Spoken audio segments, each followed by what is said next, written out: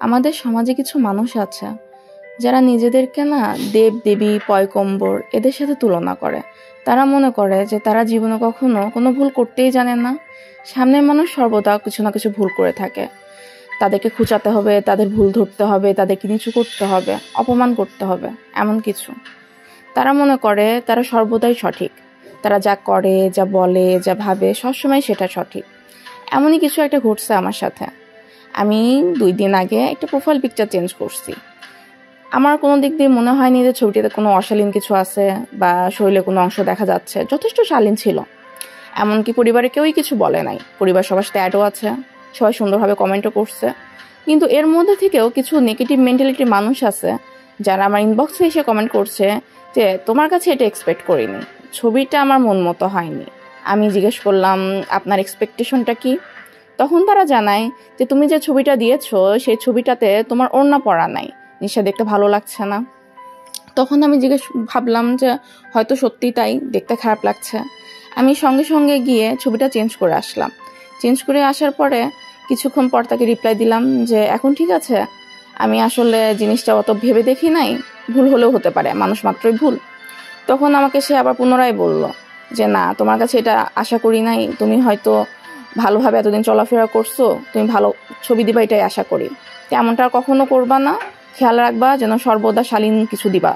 আমি বললাম যথারীতি যে আচ্ছা ঠিক আছে, আমি চেষ্টা করব। তখন সে আমাকে আমার ইনবক্সে আমারই পুরনো ছবি দিয়ে বলছে যে এই দেখো ছবিটা কতটা বাজে দেখাচ্ছে। তখন আমার মনে প্রশ্ন জাগলো যে ছবিটা তো অলরেডি আমি ডিলিট করে দিয়েছি, তাহলে তার কাছে ছবিটা আসলো কি করে? তখন আমি তাকে প্রশ্ন করলাম যে ছবিটা আপনি পেলেন কি করে, ছবিটা তো আমি অলরেডি ডিলিট করে দিয়েছি। তখন সে আমাকে বলছে কেন, তুমি তো ছবিটি আপ করেছিলা, তোমার আইডি থেকেই পেলাম। তখন আমি বললাম যে হ্যাঁ আমি আপ করেছিলাম, কিন্তু অলরেডি তো আমি ছবিটা ডিলিট করে দিয়েছি, তা আপনি এখন এই মুহূর্তে ছবিটা কোথা থেকে পেলেন?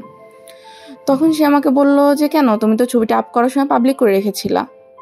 আমি বললাম যে হ্যাঁ আমি পাবলিক করে রেখেছিলাম, কিন্তু এই মুহূর্তে তো ছবিটা নাই, ছবিটা তো আমি ডিলিট করে দিয়েছি, আমি তো অন্য ছবি আপ দিয়েছি। আপনি এই মুহূর্তে ছবিটা কোথা থেকে পেলেন? তাহলে কি আপনি ছবিটা সেভ করে রেখেছিলেন?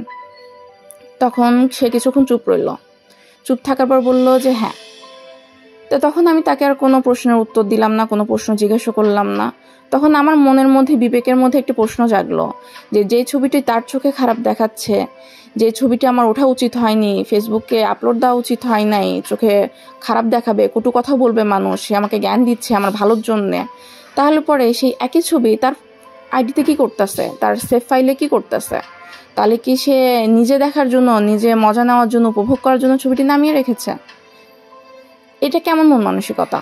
তার কি একটাবারও মনে হলো না যে আমার পারমিশনের বিরুদ্ধে তার ছবিটা নামানো উচিত হয়নি, যে ছবিটা অন্য কারোর দেখা উচিত না, সেই ছবিটা সে নিজে কেন নামাইছে, সে নিজে কেন দেখছে?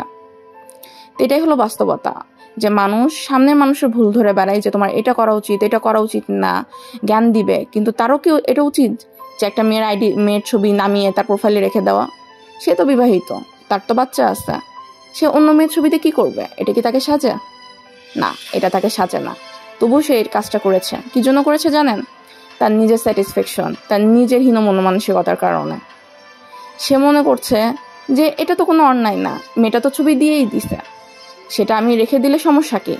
আমি এটাকে বলে দিই যে না, তুমি এটা খারাপ করছো, তুমি এমন করবা, তুমি এমন করবা, তুমি লিমিটেশনে থাকা উচিত। মানুষ আসলেই এমন, সবসময় অন্যের ভুল ধরা, অন্যকে ছোট দেখানোর মধ্যে নিজের যে মানসিক শান্তি পায়, সে যদি একটাবার ভেবে দেখে যে সে কতটা ভুল করছে, তার জীবনে তাকে কি কি করা উচিত, তখন না তার একটাবারও মন চাবে না অন্যের ভুল ধরতে। সে তখন নিজের ভুলের মধ্যে সে ডুবে যাবে, যে সে নিজের জীবনে কতটা পাপ করেছে। মানুষ যখন নিজের ভুল বুঝতে শিখে, শুধরাতে শিখে, একসেপ্ট করতে শিখে, তখন সে বুঝতে পারে যে না, সামনের মানুষের ভুল ধরাটা বৃথা। সামনের মানুষের ভুল ধরার সময় তখন তার কাছে থাকবে না।